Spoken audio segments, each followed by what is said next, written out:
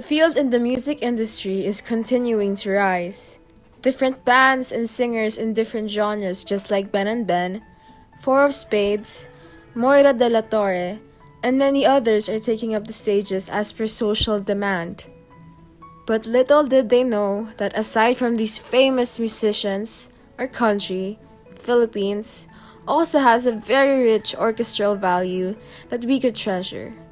We, then together with friend Viandra, decided to explore the field of orchestra. I'm Friend B. Clarito Andra, a former principal member of the ABS-CBN Philharmonic Orchestra, and now I work with the Philippine Philharmonic Orchestra. I am a bassoon player and also a band conductor. An orchestra is a group of musicians, especially the string players, organized to perform ensemble music. The different sections of the orchestra are the strings, which consist of the violin, viola, cello, and the contrabass.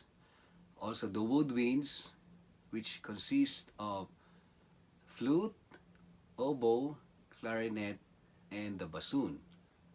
And the brass section, which includes trumpets, French horns, trombones, and tuba. And lastly, the percussion sections, which consists of timpani, bass drum, snare drum, cymbals, piano, and harp. It's a long story, you know. I came from General Trias, which is formerly known as San Francisco de Malabon town. No? Dito sa San Francisco de Malabon town of Cavite is very historical, lalo na pagdating sa music.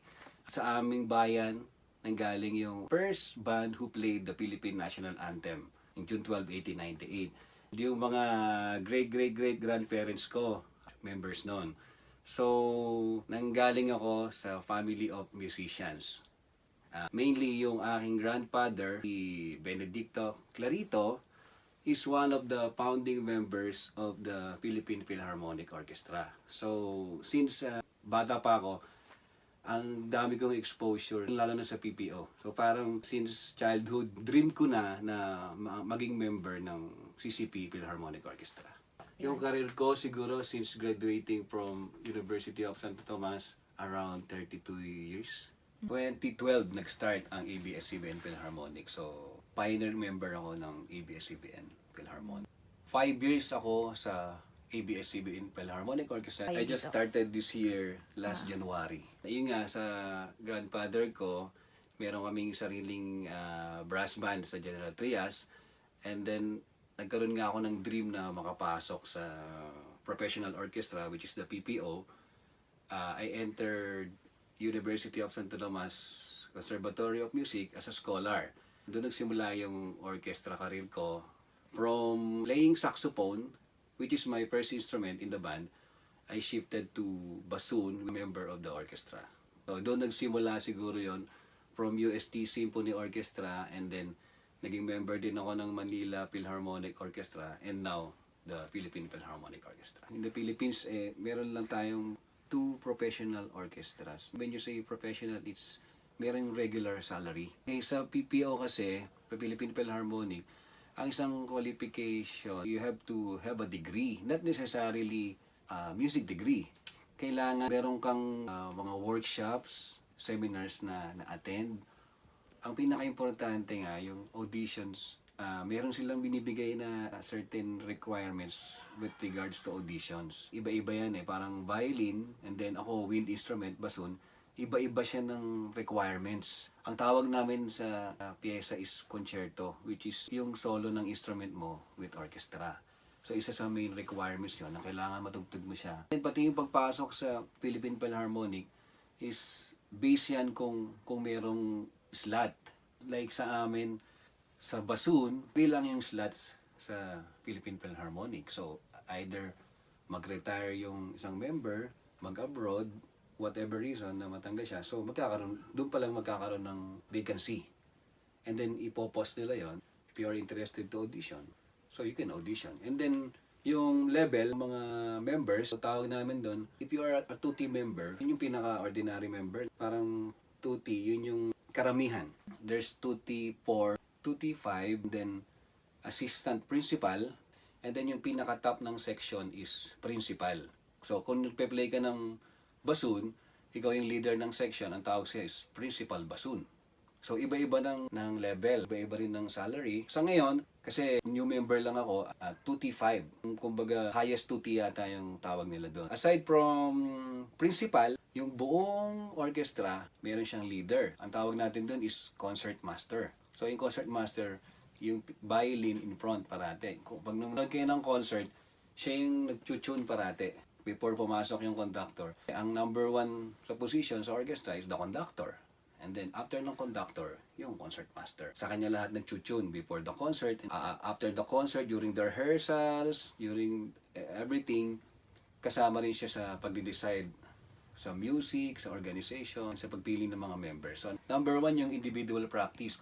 Aside from the regular schedule namin, which is 9:30 to 1 p.m. From Tuesday to Friday, nag-aalat talaga kami ng individual time para sa individual practice. When you get to the rehearsal, kailangan alam mo yung part mo, yung sariling part mo. Hindi doon mo lang siya aaralin. Ayan, basahin mo natin yung So, pag nangyari, pag hindi ka prepared, ayun na, doon na nagkakaroon ng problem. Sa wind, maraming factors. Meron kaming reed, parang yung pinaka-mouthpiece ng instrument. So, gumagawa kami ng sariling reed. Takes 1 week to prepare para mag-prepare sa isang performance. Sa whole, diyan pumapasok yung mga section leaders. Yung section leaders, sila yung nagli-lead, sila yung nagko-correct aside from magagaling sa conductors yung mga correction during the rehearsals. Okay. Ilabas niyo yung dalawa. Usually, syempre, professional orchestra ito. Ordinarily, ang nangyayari, 4 days lang yung rehearsal prior to the concert. Pero yung 4 days na yon, rehearsals yun with the main conductor. As a group, dapat 2 months before or 1 month before, nagpe-prepare na ang isang orchestra. I think I started conducting since 2002. I finished my master's degree in Hiroshima, Japan. Balik ako sa Pilipinas. Hindi masyadong active yung brass band namin sa province. So, most of the senior members encouraged me to conduct the band para ma-reorganize. So, parang sideline. Kasi na-finish yung trabaho namin dito 9:30 until 1 p.m. So, from 1 p.m., marami na akong bakanting oras. Karoon ng search for band conductor sa Lyceum of the Philippines University sa Cavite. Ayun, pumasok ako sa Lyceum as band conductor. Napansin din ako ni City Mayor Oni Ferrer sa General Trias. Hinire niya naman ako as music consultant ng city para mag-lead naman sa General Trias Youth Symphonic Band. Aside from playing as a professional orchestra member of the PPO, I also conduct different band. Una-una yung Lyceum of the Philippines University Symphonic Band, the General Trias Youth Symphonic Band, Santa Cecilia Wind Orchestra. Siyempre, you have to be a good musician. When you're a conductor, you're a leader, lagi kang nasa unahan, you're in front.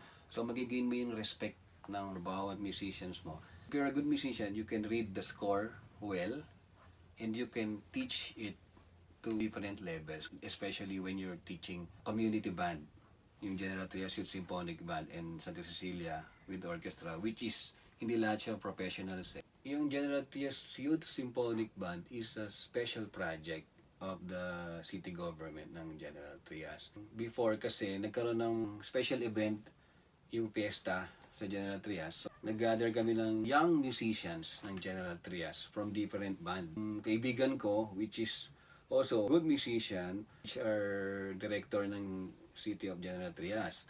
After 1 year yata, naisip namin why make it a special project of the city government para may support and also gather again the young musicians. So nagkaroon ng auditions, parang 25 years old below, and then doon nabuo yung General Trias Youth Symphonic Band.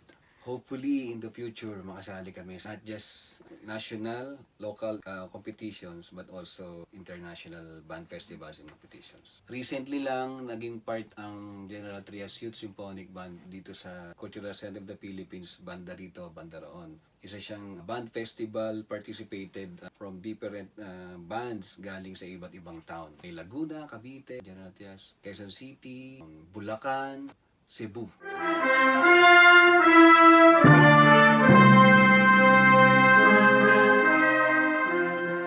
Parang home-based music studio. Ginawa namin siyang Center for Performing Arts of General Trias.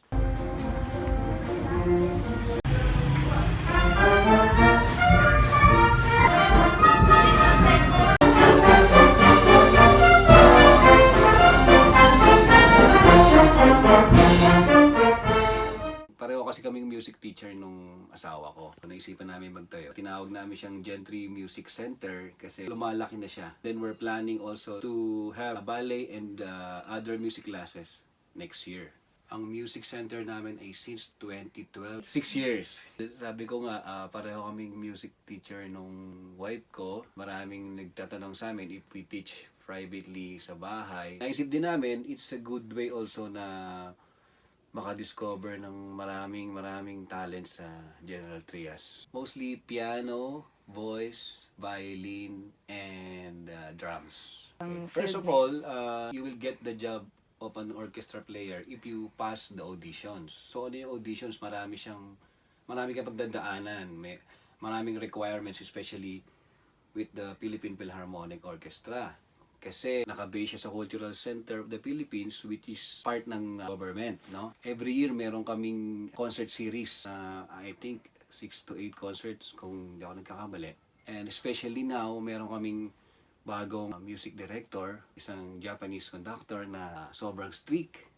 And saka parang malaki yung yung paniniwala niya sa artistry ng Pilipino. So, yung difference siguro talagang iba yung challenge na tumutugtog ka sa orchestra kasi God-given talent yung binigay sa amin. At the same time, nag-enjoy kami pero may challenge every concert. You should prepare for every pieces. Kailangan mag-maintain ka ng mataas na level, lalo na pag nasa Philippine Philharmonic Orchestra.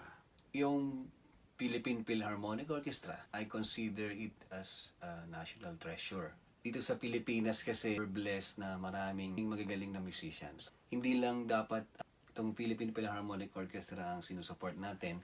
When you see performers outside, dapat i-support natin sila. Compared to different countries, no, nagpunta kami ng Thailand, Vietnam, nag-start na sila ngayon. Nagkuha lang nila yung concept na yun, yung orchestra sa Pilipinas. So, I consider talaga na itong national orchestra natin, Philippine Philharmonic Orchestra, is a national treasure. Maswerte na rin tayo na nagkaroon ng Philippine Philharmonic Orchestra.